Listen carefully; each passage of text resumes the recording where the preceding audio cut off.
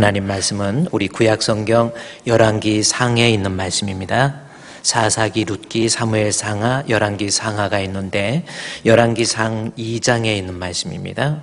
2장 1절에서 4절까지 말씀, 페이지로 511페이지에 있습니다. 가정에서도 곳곳에서 여러분들께서 구약성경 511페이지 열왕기상 2장 1절에서 4절까지 말씀입니다. 다 찾아서 봐주시기 바랍니다. 열왕기상 2장 1절부터 4절까지 말씀, 하나님의 말씀입니다. 봉독해 드리겠습니다. 다윗이 죽을 날이 임박하매 그의 아들 솔로몬에게 명령하여 이르되, 내가 이제 세상 모든 사람이 가는 길로 가게 되었노니 너는 힘써 대장부가 되고 내 하나님 여호와의 명령을 지켜 그 길로 행하여 그 법률과 계명과 율례와 증거를 모세의 율법에 기록된 대로 지키라. 그리하면 네가 무엇을 하든지 어디로 가든지 형통할지라. 여호와께서 내 일에 대하여 말씀하시기를, 만일 내 자손들이 그들의 길을 삼과 마음을 다하고 성품을 다하여 진실이 내 앞에서 행하면 이스라엘 왕위에 오를 사람이 내게서 끊어지지 아니하리라 하신 말씀을 확실히 이루게 하시리라. 아멘. 열왕기상 2장 1절에서 4절까지 말씀을 봉독해 드렸습니다. 좋으신 하나님께서 이 위기 속에서도 늘 항상 여러분과 함께 해주셔서 여러분의 삶이 형통하고 또 어려운 위기 속에서도 걱정, 근심 대신에 감사가 넘치는 복된 삶이 되시기를 우리 주님의 이름으로 축원드립니다.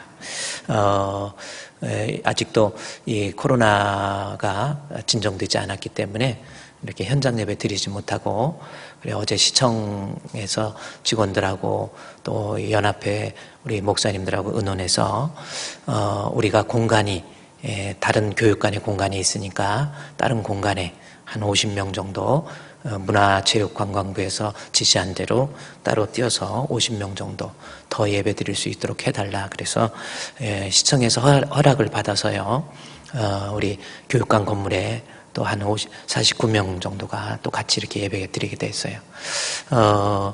어떻게 예배 출석을 어떻게 할까 고민하다가 각 구역에, 그래도 구역이 남는데 구역에서 한 분 정도 그렇게 참석할 수 있도록 그래서 했고, 오늘 이렇게 예배 참석해서 성도들 오래간만에 만나니까 우리 권사님 막 눈물을 글썽글썽거리고 정말 너무 반갑고 그렇습니다. 이렇게 헤어져서 떨어져서 사니까 예배 드리니까 그렇게 보고 싶고 또 그런 것 같아요. 그래도 우리가 몸은 좀 떨어져 있어도 주 안에서, 말씀 안에서 잘 우리가 신앙의 교제가 있으면 아마 우리 이 어려운 위기도 다 이겨낼 줄로 믿습니다. 오늘은요, 말씀의 제목이 형통한 자의 삶, 이 형통의 삶이라고 하는 제목을 가지고 하나님 말씀을 살펴보고 은혜를 나누고자 합니다. 목요일 날이 추석이죠. 목요일 맞죠? 그래서 목요일이 추석이기 때문에 수요일부터 또 연휴가 시작되고, 그래서 추석을 맞이해서 우리가 하나님 앞에 우리 성도들이 어떤 모습을 가져야 우리의 삶에 복이 되는가라는 것 한번 말씀을 통해서 살펴보고, 복을, 하나님이 주신 그 형통의 복을 누리기를 원해서 말씀의 제목이 형통의 삶입니다. 특별히 열왕기상 2장 3절 말씀에 보면 그리하면 이라는 말씀이 있죠. 여기 한번 보시면 3절에 그리하면 내가 무엇을 하든지 어딜 가든지 형통하리라, 이 말씀이 있습니다. 그래서 그렇게 하면 형통한 삶을 이룰 수 있다라고 하는 것, 그래서 이 말씀을 가지고 그리하면 형통하리라 라는 말씀 제목 가지고 이 추석 명절에 우리가 어떤 모습의 삶을 우리가 살아야 될 것인가라는 것을 살펴보고 은혜를 나누고자 합니다. 여러분, 우리 추석하면 저는 어렸을 때만 해도 먹을 것이 많이 모자랄 때에 송편을 빚고 또 시루떡을 만들고 해서 많이 먹는 거, 그리고 모처럼 또 과일도 먹어볼 수 있는 그런 때가 추석이었던 것 같아요. 그래서 추석에 되게 기다리고, 또 추석을 맞이해서 겨울에 입을 옷도 한번, 또 그 새 옷, 때때옷이라고 그러나요? 무슨 하여튼 새 옷 입고 할 수 있는 그런 기회도 됐고요. 그렇습니다. 저는 우리 집에서 막내여가지고 새 옷을 입은 기억이 별로 없어요. 다 형이 사줘서 입고 난 옷을 제가 물려받아가지고 좀 그랬던 기억도 있습니다. 그러다 보니까 몸은 말랐지 옷은 형 거니까 엄청 큰 거예요. 그리고 이제 바지를 입어도 혁띠를 안 사줘가지고 한 손으로 혁띠 대신에 손을 잡고 다니던 그러한 추억. 그리고 많이 밑에 단은 많이 접어가지고 그랬던 참 없었던 시절. 그때 추석 오히려 더 기다려지고 설레이고 그랬는데 지금은 이제 뭐 나이가 들어서 그런지 세월이 흘러서 그런지 추석이라고 해서 별로 기다려지지 않고 이제 좀 그렇습니다. 그래요. 그런데 이제 예수 믿는 사람에게 추석이라고 하는 것은 제가 이제 목회자 입장에서 보면 예수 믿는 사람에게 있어 추석이라고 하는 것은 제사라고 하는 것 때문에 가장 부담이 되고 또 그것이 갈등의 요소가 되고 또 그랬던 것이 바로 추석에 지내지는 이 제사의 문제인 것 같아요. 여러분 그렇죠? 가족들 다 제사 지내는데 예수 믿는다고 안 드리는데 그럴 때 마음의 어떤 갈등과 또 어떤 그러한 걱정 뭐 이런 것들 이것이 추석을 맞이하는 크리스찬에게 있어서 큰 어떤 갈등의 요소인 것이 제사인 것 같습니다.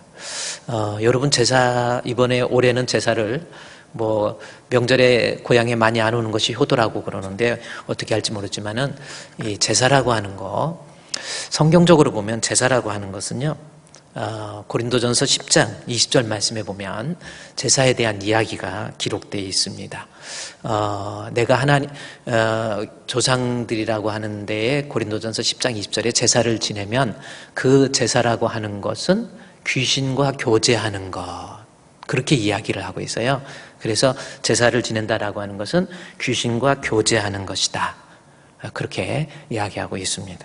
그러니까 그러면서 너희들이 고린도전서 10장 다시 이 32절 말씀해 보면은 그러므로 이 제사에 대해서 조금 유대인이나 헬라인이나 교회에 거치는 자 그렇죠. 이 제사 문제로 인해서 아까 고린도전서 10장 20절부터 먼저 한번 띄워주세요. 무릇 이방인이 제사하는 것은 귀신에게 하는 것이요 하나님께 제사하는 것이 아니니 나는 너희가 귀신과 교제하는 자가 되는 것을 원하지 않는다라고 바울이 고린도 교회 성도들한테 이때 당시에도 제사 지내는 문제 때문에 고민을 많이 했거든요. 그래서 바울이 정확하게 이 제사의 문제는 귀신과 제사하는 것, 귀신과 교제하는 것, 귀신과 소통하는 거라는 겁니다.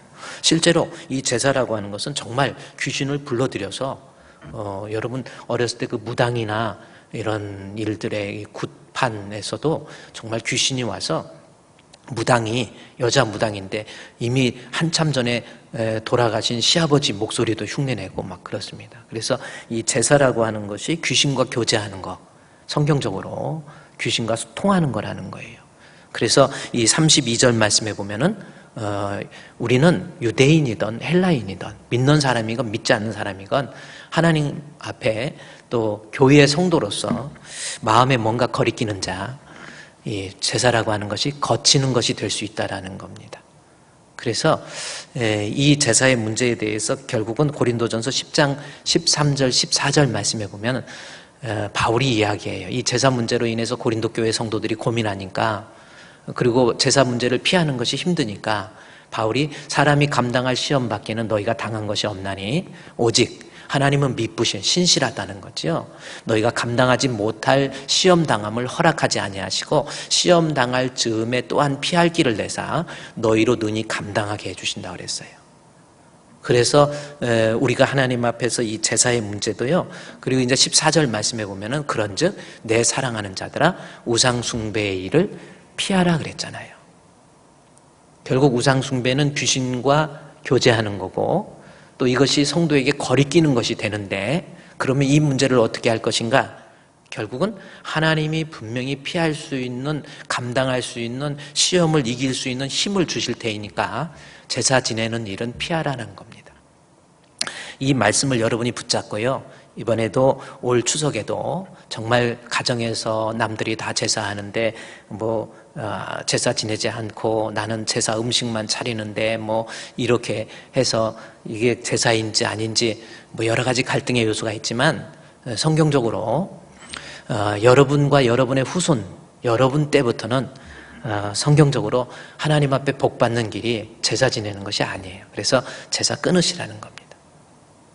그러면 하나님께서 피할 길, 하나님께서 감당할 시험, 그 능을 우리 주님께서 주신다고 약속했으니까 이 약속의 말씀을 믿고 제사를 좀 피할 수 있도록, 그 대신 섭섭해하는 가족들에게, 부모에게, 또 형제들에게는 살아계실 때 더 많이 효도하시고요. 이번에 제사 못 지내서 죄송합니다 해서 용돈도 생각한 것보다 조금 더 얹혀서 드리고 죄송하다고 해서 여러분 세대 다음부터는 하나님이 기뻐하지 않는 이 제사 이겨낼 수 있는 우리 성도 되시기를 우리 주님의 이름으로 축원드립니다. 어쨌든 이 제사의 문제가 갈등인데, 그러면 우리가 제사를 지내는 것도 사실은 이 제사라고 하는 것이 이 중국의 주나라, 주자에 의해서, 주자학이라고 그랬죠. 그래서 주자에 의해서 제사 지내는 이 예법이 나오게 되고, 제사 지내는 그러한 귀신을, 조상들에게 제사 지내는 그러한 것들이 이 주자에 의해서 주자학이라고 해서 거기에서 나온 것이 제사이고, 이것이 유교와 합쳐져서 유교의 제사가 되는 것이고, 우리 한반도에는 우리 고려 말 정도전 있고 막 그럴 때 있잖아요. 고려 말에 이 주자학을 성리학으로 발전을 시켜서 조상에게 제사 지내는 것, 이런 것들을 들여와서 그때부터 우리 고려 말 그리고 조선 시대 이 제사 지내는 그러한 제법, 제사 제도가 이 한반도에도 도입이 됐다라는 겁니다. 그래서 결국은 제사를 지내는 것이 조상들에게 제사를 지내서 그래야 조상들이 후손들에게 복을 준다, 이렇게 생각해서 제사를 지내게 되는데, 우리가 성경적으로 제사를 드리지 말아야 되기 때문에, 그러면 먼저 우리보다 먼저 가신 우리 조상들, 제사 대신에 먼저 가신 조상들이 살아있는 후손들에게 원하는 것이 무엇일까? 이거 궁금하지 않습니까? 우리가 제사는 우리 조상들이 원하는 게 뭔지 그래요. 이게 좀, 그래서 이 추석을 맞이해서 제사 대신에 하나님 앞에 예배로 드리고 추도 예배로 드리면서 먼저 가신 우리 조상이라고 그래도 그래, 아버지, 어머니, 그다음에 그 형제, 먼저 가신 분들이 우리 후손들에게 원하는 것이 무엇일까라고 하는 것. 그래서 제가 오늘 이 추석을 맞이해서 본문을 열왕기상 2장의 말씀으로 선택해 봤습니다. 열왕기상 2장 1절 말씀부터 한번 이제 보십시오. 먼저 가신 조상들이 원하는 거, 후손들이 잘 되기를 원할 거 아니에요. 원하는 것이 무엇인지 한번 성경 보자는 겁니다. 이것은 다윗이 죽을 날이 임박하매 라는 말씀이 있죠. 이제 다윗이 죽을 날이 임박하니까 솔로몬에게 명령하는 거예요. 이 말씀은 결국 이 열왕기상 2장 1절 말씀, 다윗이 죽을 날이 임박하매 그의 아들 솔로몬에게 명령하여 이르되 라고 하는 겁니다. 그러니까 다윗의 유언이지요. 그러면 다윗이 다음과 같은 것을 유언했다라고 하는 것을 말하려고 하는 의미가 아니라, 이 본문 열왕기상 1장에서는 다윗이 이제 세월이 흐르니까 1장 1절부터 말씀해 보면은요, 1장에서는 뭐라 하냐면 다윗이 나이가 들으니까 체온이 내려갔다고 그랬어요. 여러분도 나이가 들면 몸이 차가워지는 거예요. 차가워지면 모든 병이 생기는 거잖아요. 우리 몸의 체온에 우리가 1도만 올라가도 웬만한 바이러스도, 균도, 암도 이길 수 있다라는 거예요. 그렇죠. 그래서 감기가 들면 이 체온이 올라가는 거는 내 몸의 바이러스나 이것을 이기기 위해서 체온이 따라서 올라가는 거거든요. 그래서 원래는 그 체온을 올려서 균을 이겨야 몸이 더 건강해진다는 거예요. 요즘 우리 아이들이 감기 들면 바로 해열제부터 먹이는데 사실은 그게 건강에 그렇게 좋은 건 아니라는 거예요. 근데 나이가 들면서 몸이 약해지면서 이 체온이 내려가요. 열왕기상 1장 1절 말씀에 보면은 다윗이 체온이 내려갔다라는 말씀. 한번 잠깐만 그것만 봅시다. 1장 1절 말씀에 다윗 왕이 나이가 많아 늙으니까 이불을 덮어도 따뜻하지 않았다. 요 말씀이 나와요. 근데 이게 그러다가 보니까 몸이 체온이 내려가니까 이제 죽을 날이 가까이 왔다라는 겁니다. 다윗이 이제 체온이 내려가면서 죽을 날이 가까워졌다. 여러분, 죽은 분들 시신을 이렇게 손바닥으로 한번 이렇게 대본 적 있습니까? 그러면요, 몸이 진짜 싸늘 그 차가운 느낌이 듭니다. 체온이 내려가서 그래 수냅 여인을 젊은 여인을 다윗 침실에 들여보내요. 몸을 좀 따뜻하게 하라고. 근데 몸이 따뜻해지질 않아요. 이제 죽을 날이 가까웠다라는 겁니다.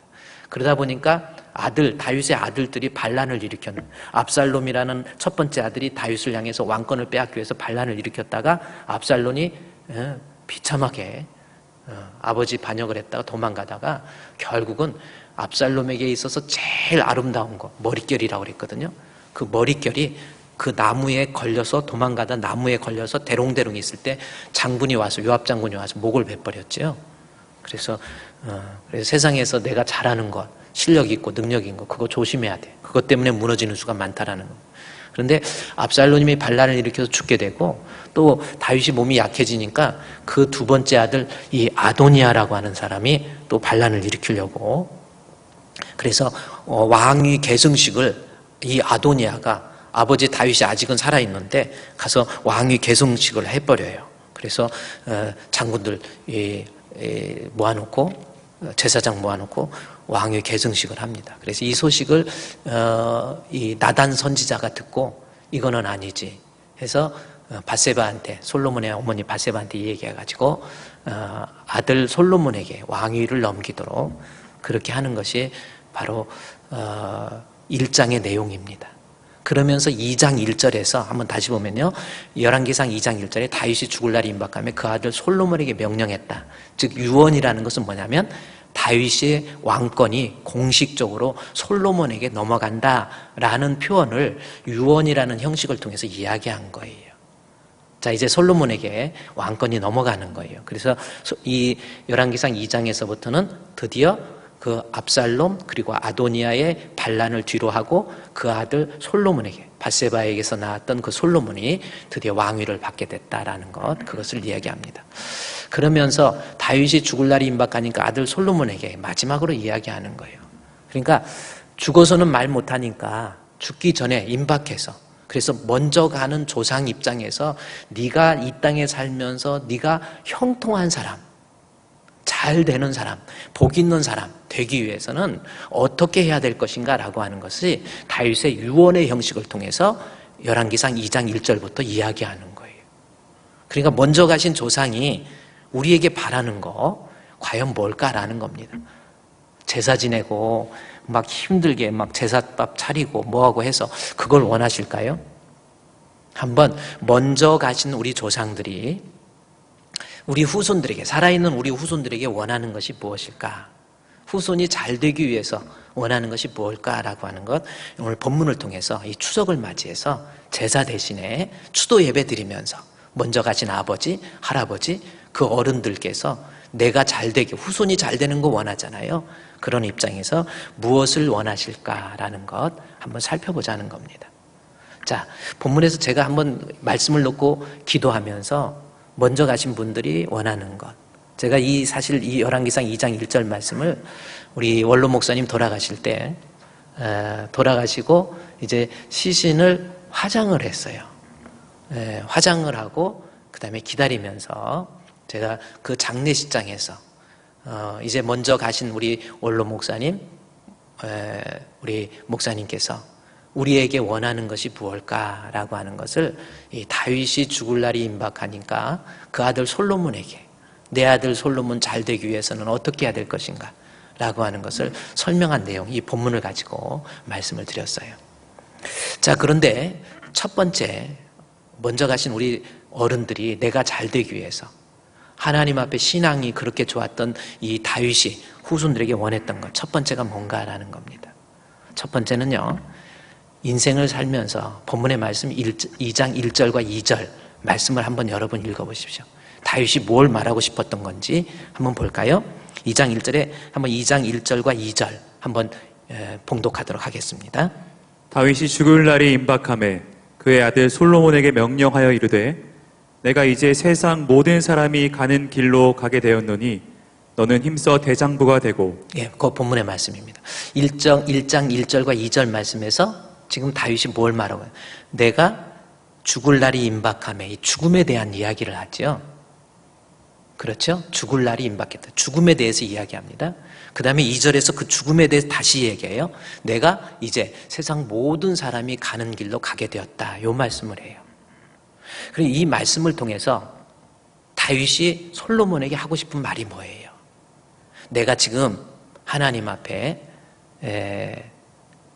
죽게 됐는데 이 죽음이라고 하는 거, 모세는 죽을 때 기력이 쇠하지 않았잖아요. 근데 본문에서는 다윗이 몸이 따뜻하지 않았다. 이 죽음이라고 하는 것, 성경적으로 죽음이라는 것은 어떤 생물학적으로 기능이 떨어져서 죽는다고 말하지 않아요. 모세는 기능이 살아 있었어요. 기력이 쇠하지 않았다고 그랬잖아요. 그건 뭡니까? 모세에게 하나님께서 하라고 하신 그 소명이 다했다라는 거예요. 그래서 성경적으로 여러분, 저와 여러분의 죽음도 하나님이 나로 하여금 이 땅에서 살면서 하라고 하신 일이 마감이 되면 죽는 거예요. 자, 그런데 본문에서 다윗이 왕으로서 이제 솔로몬에게 말하는 내용을 보면 내가 이제 죽을 날이 임박했다라는 것을 알고 그 죽음에 대해서 세상 모든 사람이, 2절에 세상 모든 사람이 가는 길, 그렇게 이야기하고 있다라는 거예요.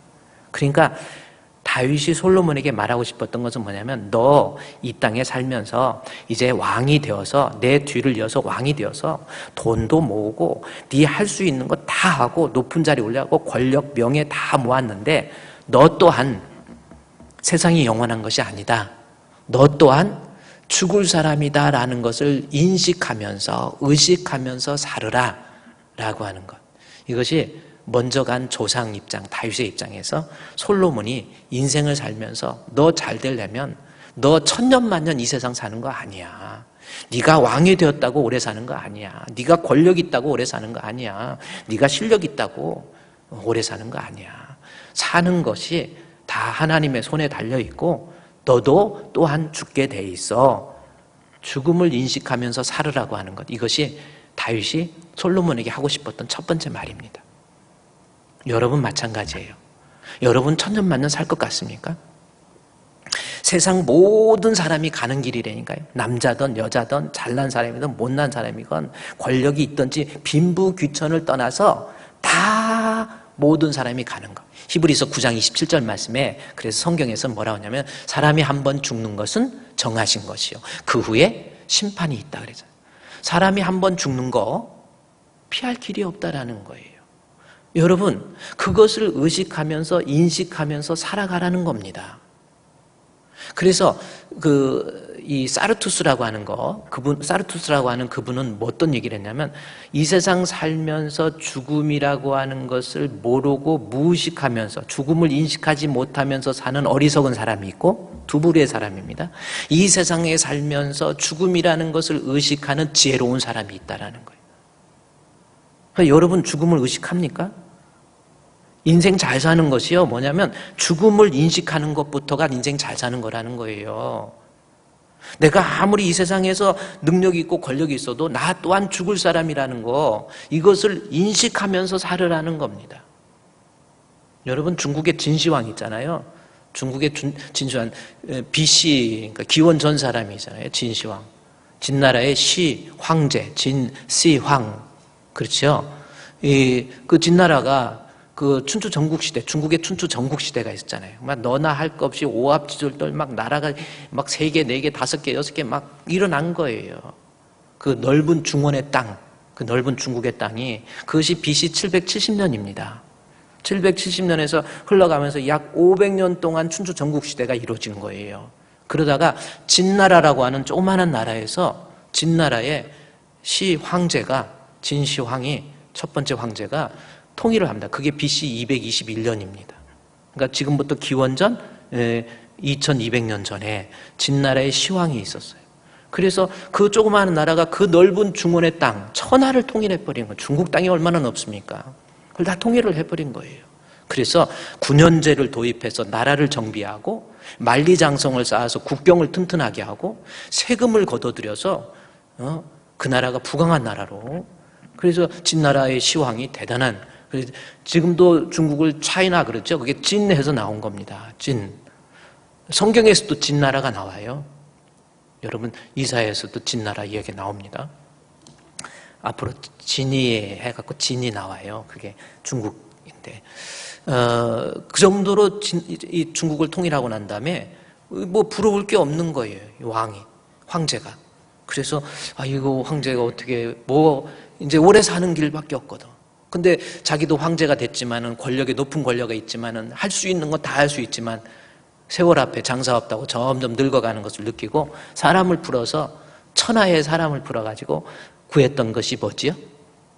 불로초, 안 늙는 약, 안 늙는 풀을 찾아서 약초를 찾아서 전 세계를 다 천하를 누비게 만들었지만은 그 진시황이 먹었던 불로초도 별로 의미가 없었다라는 거예요.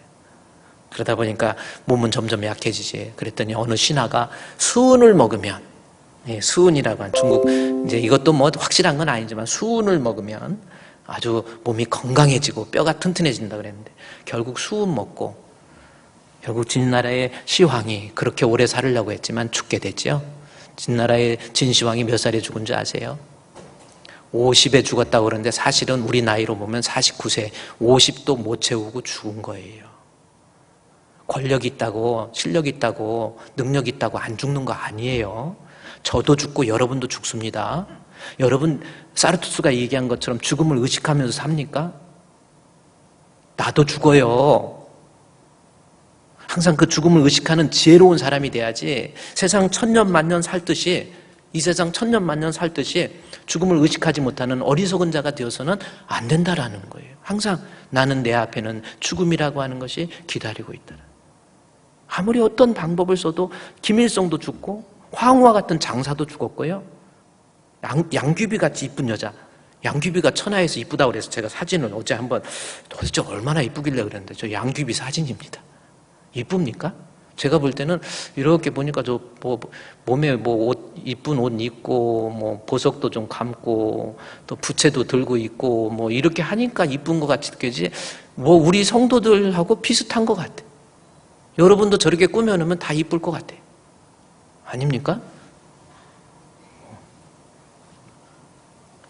저기 양귀비라는 저 사진이 정확한 양귀비인지 모르는데 이 양귀비가 누군지 아세요? 양귀비는 당나라 시대의 사람이잖아요.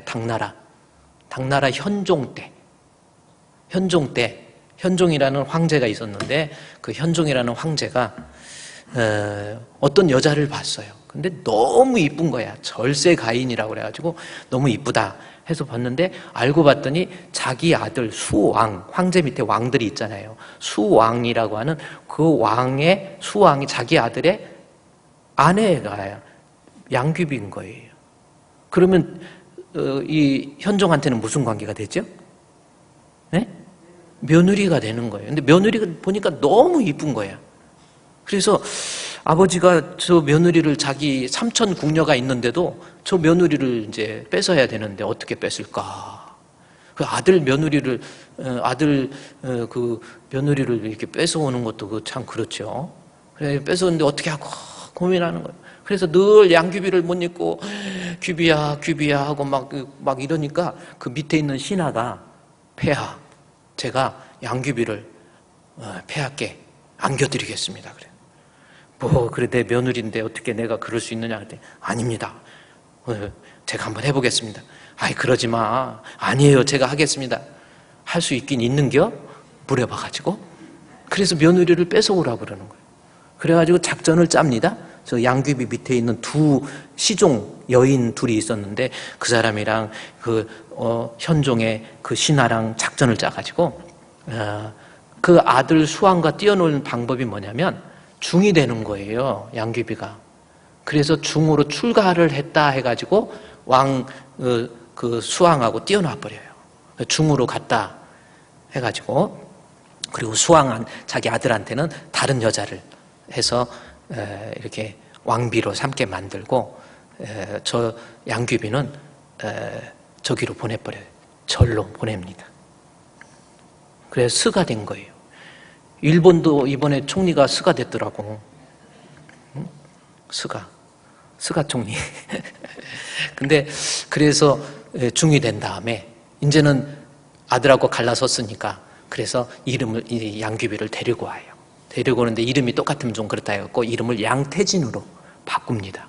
바꿔갖고 데려가서 얼마나 이쁜지 그래서 궁전도 새로 만들어주고 막 했는데 그러다 보니까 양귀비가 막 비리 자기 친척 뭐 다 끌어와가지고 중국 현종 때 어쨌든 고생을 많이 하고 근데 너무 얼굴이 이뻤는데 나중에 죽을 때는 얼굴이 표현이 그렇지만 썩어요. 얼굴이 썩어가는 거예요. 뭐 때문에? 납 때문에 그래요. 납 중독. 납가루를 바르면 얼굴이 뽀얘진다고 그래가지고 그 바르다가 얼굴이 결국 해골처럼 썩어가면서 그래서 38살에 중국에서 현종의 밑에서 자취를 감춰서 그때 죽었다고 보는데 일본에서 양귀비 기념 비석도 만들고 했는데 38살에 일본으로 건너가고 일본에서 68세까지 살았다라는 전설이 있어요. 그렇지만 제가 말하는 거는 결국은 아무리 이뻐도 아무리 세상에서는요 어떤 방법을 써도 안 죽을 수가 없어요. 인생은요 다 죽습니다. 여러분 죽음, 여러분 앞에 있는 죽음. 저는요 목사가 되니까 이렇게 장례식을 하면서 항상 나도 곧 죽을 사람이다. 그런 생각을 하나님께서 잊을만 할 때마다 되새겨 주시는 거예요. 오늘 다윗이 자기가 죽으면서 너 왕이지만 너 권세를 누리지만 너 재물도 있지만 너 또한 이 세상이 영원한 거 아니야. 너 죽게 돼 있어. 죽음 내가 세상 모든 사람의 가는 길로 간다라는 거예요. 여러분이 인생을 성공하려면 죽음을 늘 인식하고 이 세상에서 천년만년 살듯이 생각하지 마세요. 그러면 이 죽음 앞에 죽음을 의식하고 있는 사람은 어떻게 사는 것이 잘 사는 건지 결국은 죽음을 인식하는 사람은 잘 죽어야 되는데 잘 죽는다는 것은 잘 살아야 잘 죽는 거예요. 내가 잘 산다라는 거죠. 잘 살아야 잘 죽어요. 죽을 때 잘 죽어야 되잖아요. 어차피 죽음이라는 것이 있기 때문에. 그래서 죽을 때 잘 죽는 거, 어떤 사람이 복 있는 죽음인가에 대해서 성경은 요한계시록 14장에서 이야기합니다. 14장 12절, 13절 말씀해 보면은 먼저 13절 말씀부터 보면요. 보세요. 내가 들으니 하늘에서 음성이 나서 여러분 명심하세요. 잘 죽는 거 하늘에서 음성이 나서 가로되 이것은 강조하는 거예요. 지금 이후로 오늘 말씀 듣는 이후로 여러분 인생의 가치관이 바뀌어야 돼. 내가 주님 안에서 죽은 자들이 복이 있다라는 겁니다. 주님 안에서 죽는 자, 그 사람이 복이 있다라는 거예요. 성령이 이르시되 그러하다. 그들의 수고는 그치고 쉬리니 이는 그들의 행한 일에 따름이다. 이렇게 나와 있죠. 그러니까 어떤 사람이 하나님 앞에서 잘 복 있는 죽음 기록하라. 너무 중요하니까 여러분 죽음을 인식한다면 죽을 때 잘 죽어야 돼요. 뭐요? 내가 주님 안에서 죽어야 돼.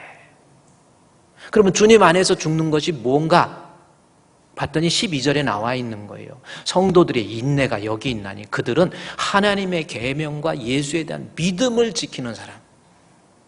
그러니까 여러분이 죽음을 의식한다면 이 땅에 살면서 하나님 앞에 무슨 일이 있어도 예수 그리스도에 대한 믿음을 끝까지 인내하면서 지켜야 돼요. 그겁니다.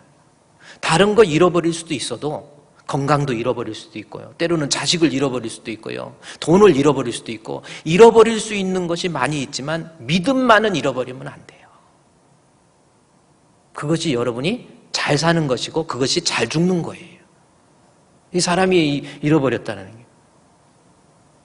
어저께 그저께 제가 이렇게 아내하고 저녁 때쯤에 강 목사님 좀 뭐 좀 전해줄 것이 있어서 같이 차를 타고 갔어. 그래 자동차에 기름을 좀 넣어야 되겠다. 기름을 넣으니까 지갑을 안 가져온 거예요.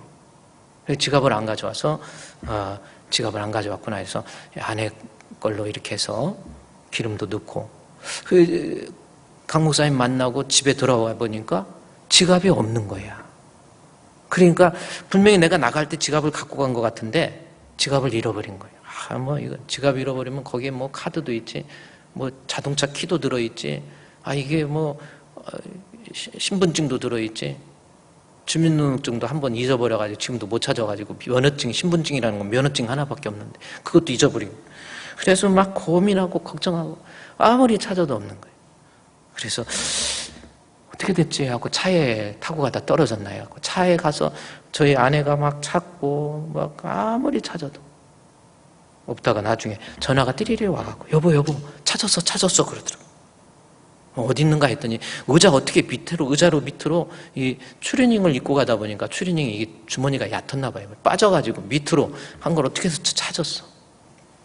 그게 찾아서 보니까 야, 그 잊어버리기 전에 거기 저기에다가 지갑 속에다 전화번호라도 써놓을 걸. 요즘에 뭐 누가 남의 거 주스면 웬만하면 돌려주잖아요. 그럴 거 했는데 다시 찾으니까 얼마나 그냥 다시 찾으니 이게 얼마나 또 소중한지. 여러분 세상 살다가 보면 잃어버리는 건 많아요. 그런데 오늘 다윗이 얘기한 것처럼 내가 세상 모든 사람으로 가는 게 여러분도 아무리 건강해도 아무리 실력이 있어도 아무리 이뻐도 아무리 권력이 있어도 여러분 반드시 죽는 거예요. 제가 이 죽음에 대해서 얘기하면 옛날에 제가 고등학교 때 정말 좋아했던 투수 최동원 투수 혹시 아세요? 야구 최동원 투수가 있었어요. 롯데. 그때는 롯데 최동원 투수 아주 투수 아주 공을 참 잘 던져가지고 되게 좋아했는데 얼마나 그 투수가 이 공을 던지기 위해서 이 근육이나 이런 게 뭐 얼마나 건강하겠습니까? 투수 이 공을 시속 150km, 160km 던진다고 생각해 보세요. 얼마나 건강하겠어. 그러나 최동원 투수도 2012년도인가요? 11년도인가? 그분이 53살에 돌아가셨어. 그러니까 제가 말씀드리는 거는 내가 지금 건강하다고 안 죽는 거 아니고요. 이쁘다고 안 죽는 거 아니고 권력 있다고 안 죽는 거 아니에요. 다 죽어요. 따라서 이 말씀은 죽을 때 잘 죽으려면 다른 것 다 잃어버려도 우리 안에 인내하면서 성도의 인내가 여기 있나니 요한계시록 14장 12절이잖아요. 인내 없는 믿음 없어요. 믿음 생활 하다가 보면 별일 별사건 다 터집니다, 여러분. 이러한 유혹도 있고 이러한 시험도 있어요. 그래도 환난과 핍박 중에도 성도는 신앙 지켰네. 이 신앙 생각할 때에 기쁨이 충만하도다. 여러분 그랬죠? 그래서 우리가 이 세상 모든 사람으로 가는 길에 내가 지금 젊든지 말든지 간에 나도 죽어야 될 이 사람. 그래서 하나님의 심판을 생각하면서 끝까지 믿음 지키라. 그래서 지금 솔로몬한테 지금 그 이야기를 하는 거예요. 내가 세상 모든 사람의 가는 길로 가는데 너 왕 됐다고 교만해서 믿음 버리고 너 세상에 취해가지고 신앙 포기하지 말고 너 믿음 끝까지 지키라. 이것이 세상 모든 사람의 가는 길로 내가 가게 되었다라고 하는 것, 그렇게 이야기합니다. 또요, 여러분이 사람이 죽음을 의식하잖아요. 그렇게 너그러워진다는 겁니다. 아세요? 사람이 죽음을 의식하면 그렇게 너그러워지는, 세상에서 바등바등 살다가 살다가 나도 다 죽을 거야. 내가 나도 왔다 가는 사람이야. 그걸 깨달으면 그때부터 너그러운 사람이 된다라는 거예요. 그래서 여러분, 이 세상에서 마태복음 16장 16절 말씀, 18장 18절 말씀에서도 그렇고요. 땅에서 매이면 하늘에서 매이고 땅에서 풀면 하늘에서 풀립니다. 무엇이든지 땅에서 매면 하늘에서 매여 있어요. 땅에서 풀면 하늘에서 풀립니다. 헬라어의 류오 풀다라는 이 말, 땅에서 매이면 하늘에서 매여요. 어떤 사람은 당신 지금 사람과의 관계 속에서 막 매여 있으면 하나님도 너와 하나님 앞에 매여 있는 거, 땅에서 사람과의 관계 속에서 섭섭한 거 풀어야 하나님 앞에 풀리는 거야. 이렇게 해석하는데 그렇지 않습니다. 저 말씀은 그 뜻이 아니에요. 땅에서 매인다, 땅에서 꽉 묶어져 있으면 하늘에서도 하나님과의 우리가 꽉 묶어져 있다는 것이고, 땅에서 하나님 사람과의 관계에서 풀려버리면 뭔가가 원수가 되고 미움, 다툼의 상태가 되면 하늘에서 하나님과 나 관계도 미움과 다툼의 모습이 된다라는 거예요.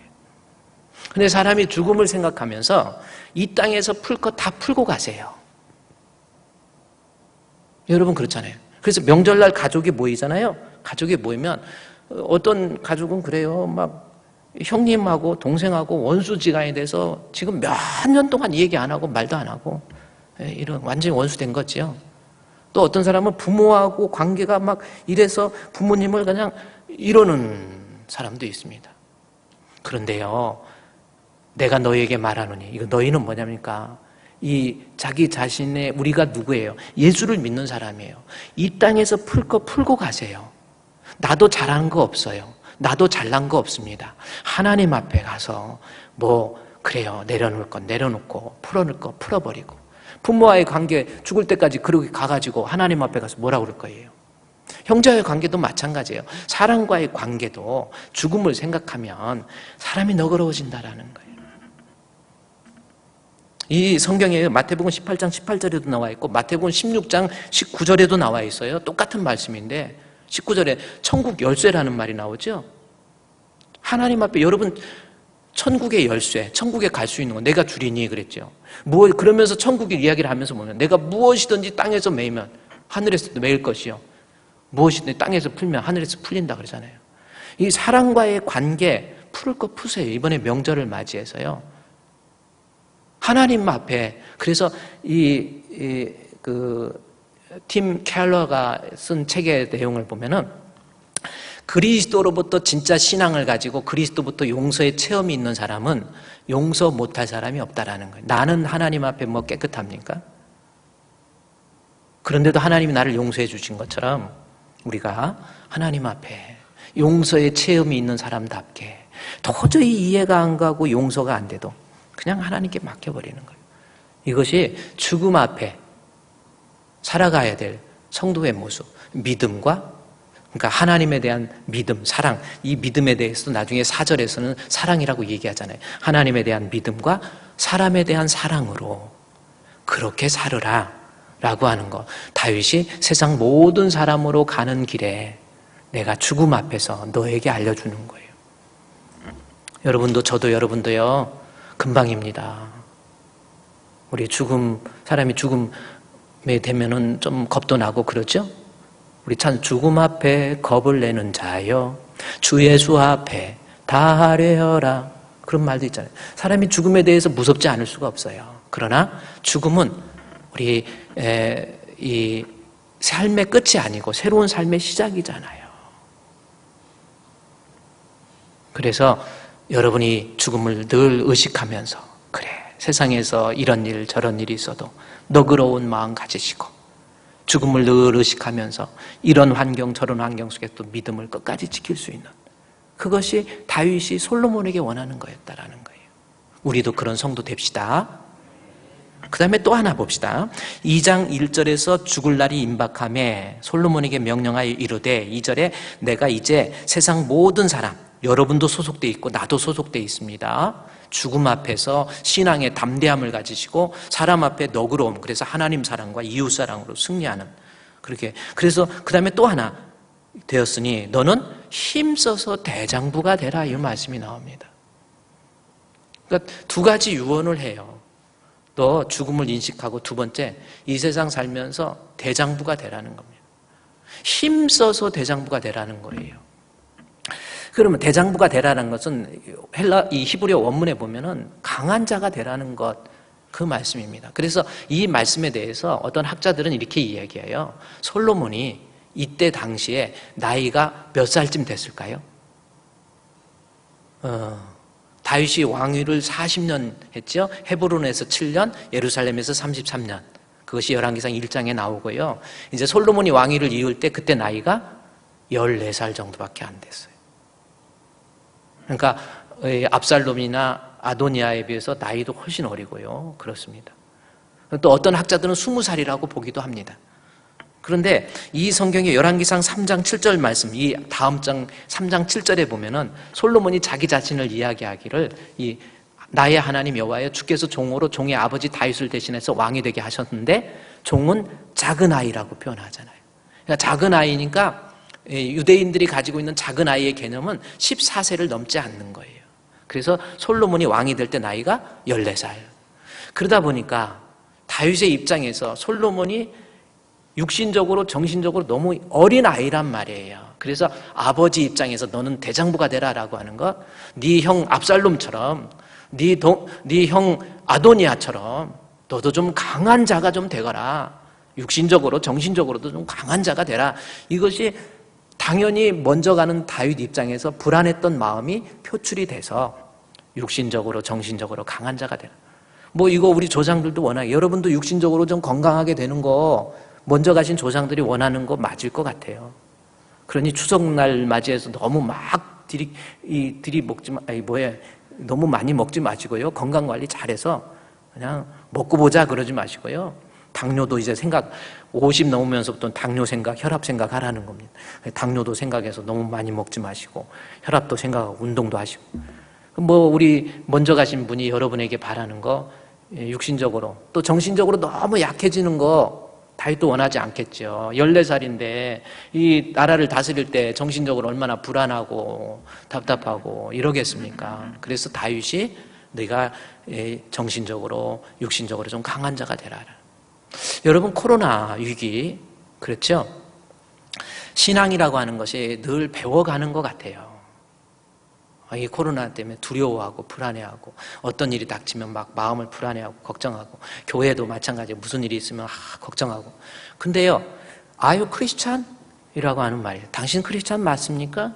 그러면 prove it, 증명해 보세요. 뭘로 증명하겠습니까? 그럴 때, 그렇다면 크리스찬이라고 한다면 then 뭐예요? 하나님 앞에서 trust in Jesus Christ입니다. trust in God, 하나님에 대한 신뢰. 정말 신앙도 배워가는 것 같아요. 교회 일도 막 이런 일 저런 일 복잡한 일 할 때 내가 하려고 그러고, 목사가 주인이 아닌데 지가 주인인 줄 알고 지가 해결하려고. 아니, 하나님, 우리 주님이 주인이시고 목사는 하라고, 하나님이 하라고 한 일만 하면 돼요. 말씀과 기도에 전무해서 이런 거 저런 거 따질 것도 없고요, 사람 눈치 볼 것도 없고, 진짜 하나님 앞에 뭐 가서 뭐 설명할 필요도 없이 그저 하나님께 맡겨버리는 거예요. 그럼 정말 마음이 편해지더라고요.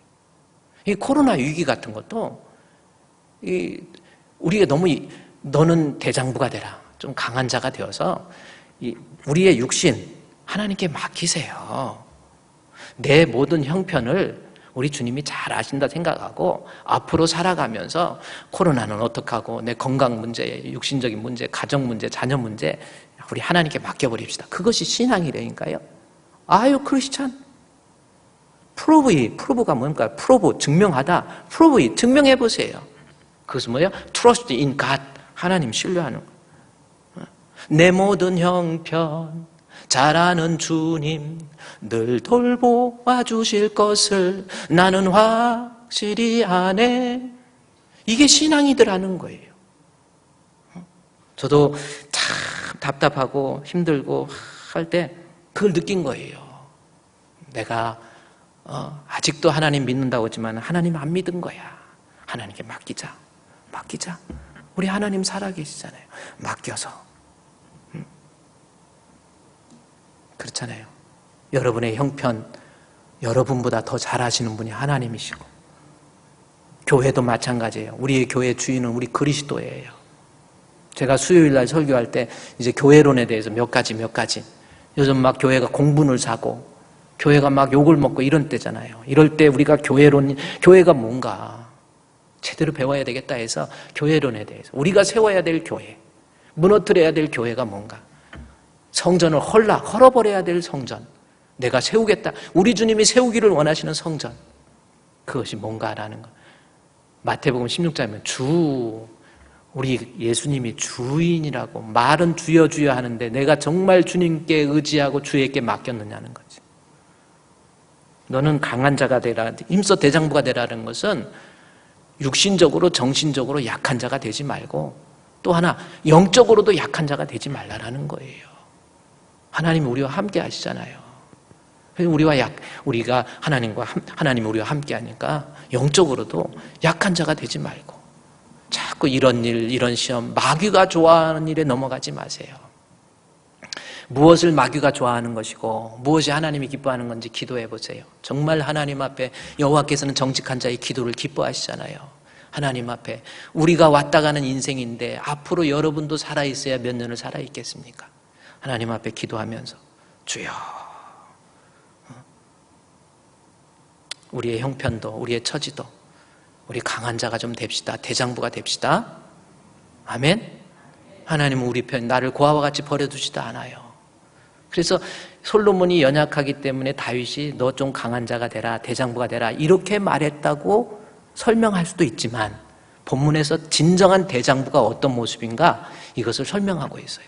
그래서 본문에서 대장부가 되라고 하는 그 말씀의 뜻을 3절에 그대로 다윗이 설명해 주고 있다는 겁니다.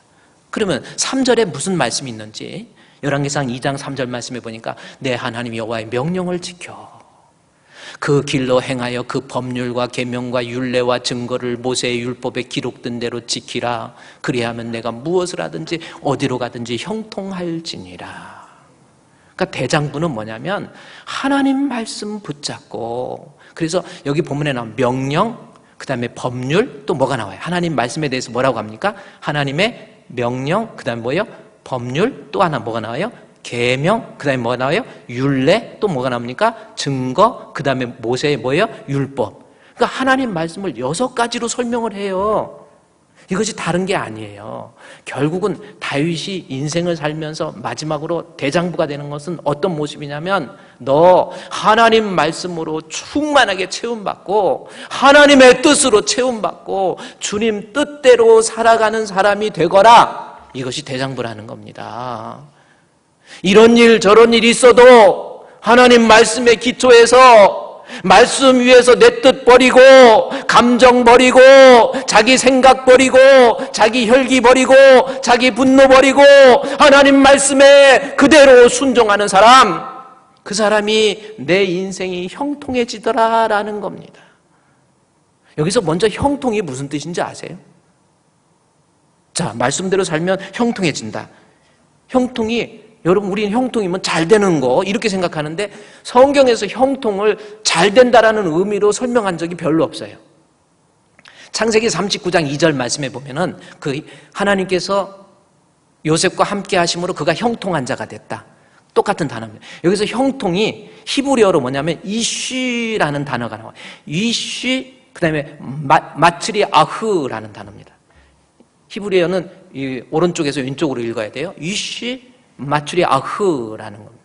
그러면 이쉬 처음에 이쪽 이쉬 이거 나오는 거 있죠? 요게 이쉬입니다. 이쉬 마추리 아흐, 이게 이쉬예요. 빨간 걸로 좀 해주시고 이게 이쉬입니다.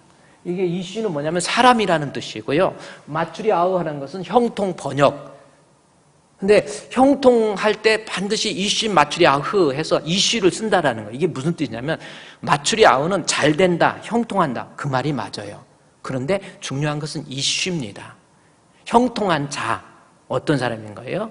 그러니까 이쉬라고 하는 것은 창세기 1장에서부터 하나님께서 사람을 흙으로 만드시고 할 때 그 사람이 이쉬예요. 여자는 이샤, 남자는 이쉬입니다. 즉 이때 사람은 창세기 1장에서부터 2장, 3장에 나와 있는 이 사람은 어떤 사람이냐면 하나님과의 관계가 순종의 관계. 죄가 들어오기 전에 하나님과 좋은 영적인 관계를 말할 때 그 사람을 이쉬라는 단어를 씁니다. 그러나 죄가 들어와요. 아담과 하와가 죄를 짓고 그 다음에 창세기 4장에 가면은 가인이 마음이 포악해지니까 자기 동생까지도, 이 가족이라는 게 얼마나 중요한 건데 가족이기 때문에 참고 인내하는 경우가 얼마나 많습니까? 근데도 죄가 들어오니까 그냥 가족, 자기 동생을 갖다가 돌로 쳐 죽여버렸어요. 그때부터 사람이라는 말이 이쉬가 사라지고 그 대신 바사르라는 단어를 써요. 사람을. 육신적인 사람. 그러니까 다시 이 형통이 무슨 뜻이냐면 이쉬 마추리 아흐라고 하는, 이쉬 사람, 죄가 들어오기 전에 하나님과의 좋은 관계, 그래서 하나님과 함께하는 모습, 그게 형통이에요. 그래서 여러분 창세기 39장 2절 말씀에서 하나님께서 요셉과 함께 하시면 형통한 자가 된다고 할 때 생각해 보세요. 요셉이 하나님과 함께해서 잘 됐습니까? 아니, 우리 따져보자는, 우리 관점에서 따져보자는 거예요. 형한테 팔려버렸죠. 감옥에 갇혔지요. 감옥에 갇혀서 또 누명을 뒤집어 쓰지요. 아니, 그게 무슨 형통입니까? 인간적으로 볼 때 그거 형통이 아니에요. 그래서 형통의 의미는 이쉬, 하나님께서 함께하는 자. 하나님께서 함께해서 너를 통해서 하나님의 뜻을 이룬다라는 것이 형통입니다. 죄가, 내 안에 죄가 들어오기, 다시 말해서 순종의 사람이 되어서, 불순종이 아닌 순종의 사람이 되어서 하나님과 좋은 영적 관계를 통해서 나를 통해서 하나님의 뜻을 이루어내는 것, 이것이 형통이에요.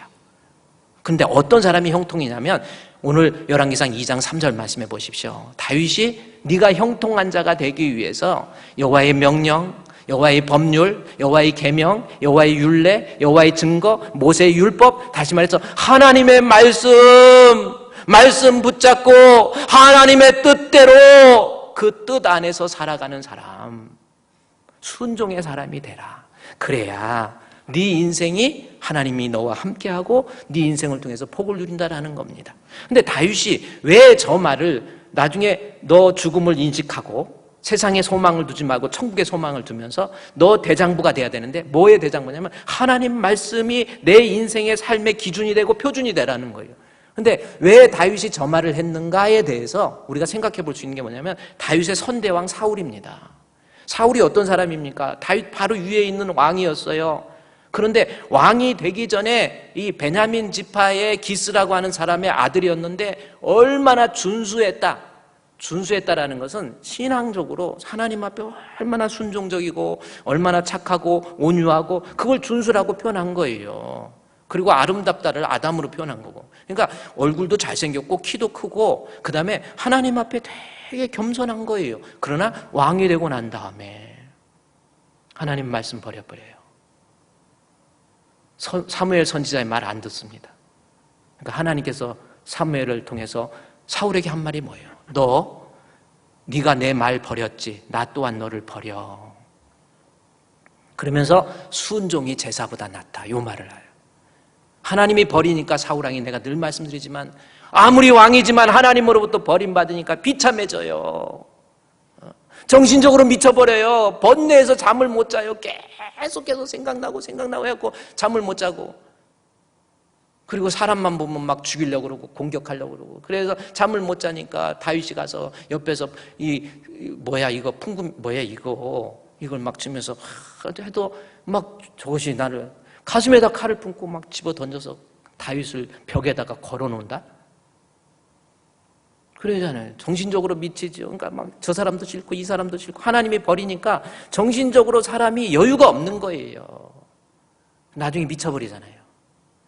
그 다음에 영적으로 하나님이 안 만나주잖아요. 그 점쟁이 찾아가잖아요. 정말 무서워. 하나님 앞에 버림. 다윗이 그걸 본 거예요. 그래서 야 솔로몬, 너 죽을 때까지 네 인생 살면서 하나님의 말씀 버리지 말고 주님의 뜻, 하나님의 말씀, 하나님 앞에 완전한 순종. 여러분, 앤드류 몰이라고 하는 사람이 있습니다. 이 책 여러분이 한번 꼭 좀 읽었으면 좋겠어요. 그렇게 두꺼운 책도 아니고요. 완전한 순종이라는 책이에요. 1895년도에 쓴 기독교 고전인데 아주 좋은 책입니다. 앤드류 몰이라고 하는 분은 남아프리카 공화국에 태어나가지고 영국 그때 식민지여가지고 영국 스코틀랜드에서 공부하고 공부도 많이 해요. 그래서 남아프리카의 성자라고 불릴 만큼 정말 신앙적으로. 근데 저분이 뭐냐면 결국 신앙은 하나님 앞에 순종. 제가 그랬죠. 아까도 아유 크리스찬, 당신 예수 믿습니까? 프로브 증명해 보세요. 그럴 때 앤드류 머리는 뭐랄까? Obedience to God. Obedience to God입니다. 정말 내가 해주지도 않았는데 언제 저렇게 또 옮겼어요.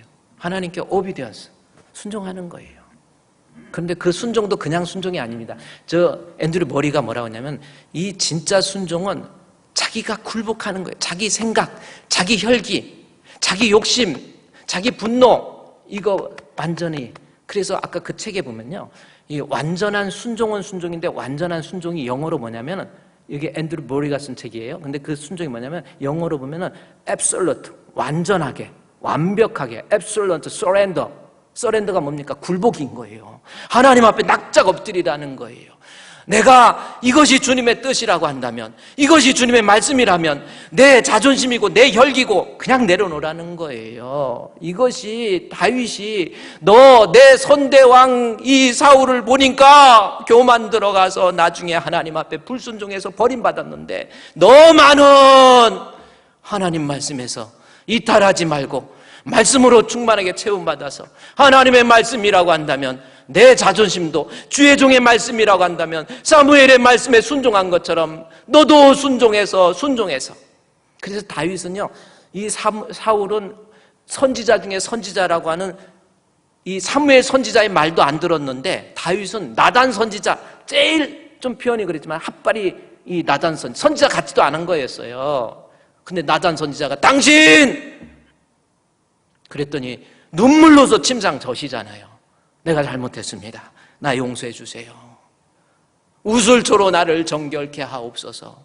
물 가지고 날 씻어 주소서. 물 가지고 날 씻으시고 그러잖아요. 불 가지고 태우든지. 그래서 여러분, 인생의 진정한 조상이 원하는 것, 이 세상 살면서 앞으로 우리 주품교회 성도 진짜 신앙이 뭡니까? 예수 때문에 나 자신 십자가에 못 박힐 때 나도 같이 못 박혔다 생각하고요. 그래, 하고 싶은 말도 많이 있고 생각하고 있지만 이거 다 십자가에 못 박아버리고 주님 뜻이라고 한다면 주님 가라, 주님 말씀하시면 나 그곳까지 가리라. 김영범 씨라고 이 찬송 하나만 여러분 하고, 여러분 김영범 씨라고 있는데 주가 말씀하시면, 제가 참 찬양을 좀 잘한다면 참 좋은데 그 주가 말씀하신다면 그 찬양 아십니까? 이 찬양 아세요? 주님 말씀하시면 내가 나가리라. 뭐예요? 주님 뜻이 아니면 내가 멈춰서리라. 뭐예요? 나의 가고 서는 것 주님 뜻에 있으니 오 주님 나를 이끄소서. 내가 잘못해서 그러는데 김영범 씨라고 그분이 그랬어요. 저걸 작사 작곡을 하면서 나 이제부터 인생 살면서 그래, 내 자존심이 땅에 문드러져도 우리 주님 말씀이라고 한다면, 주의 종의 말씀이라고 한다면 주여 주님 말씀하시면, 한번 제가 그 찬송 한번 들을 테니까 가사 한번 잘 들어보세요. 여러분, 이것이 앞으로 인생 살면서 형통의 삶을 누릴 수 있는 겁니다. 발바닥, 주님 발바닥 따라가세요. 우리 주품교회 그럴 줄로 믿습니다. 따라서 한번 해도 될 것 같아요. 집에서. 주님 말씀하시면 주님 말씀하시면 내가 나아가리다. 내가 나아가리라. 주님 뜻이 아니면 내가 멈춰서리다. 그럴 수 있어요, 여러분. 나의 가고 서는 것 주님 뜻에 있으니 오 주님 나를 이끄소서. 주님 말씀하시면 내가 나아가리다. 하나님 말씀하시면 우리 나아가는 거예요. 주님 뜻이 하나님 뜻이 아니면 내가 멈춰서는 겁니다. 멈춰서리다. 나의 가고 서는 것 주님 뜻에 있으니 오 주님 나를 이끄소서. 뜻하신 그곳에 나 있기 원합니다. 이끄시는 대로 우리 순종하면서 삽시다. 순종하며 살리니 연약한 내 영혼 저게 형통이잖아요. 통하여 내 영혼을 통해서 하나님이 일을 이루시잖아요. 주님 나라와 그 뜻을 위하여.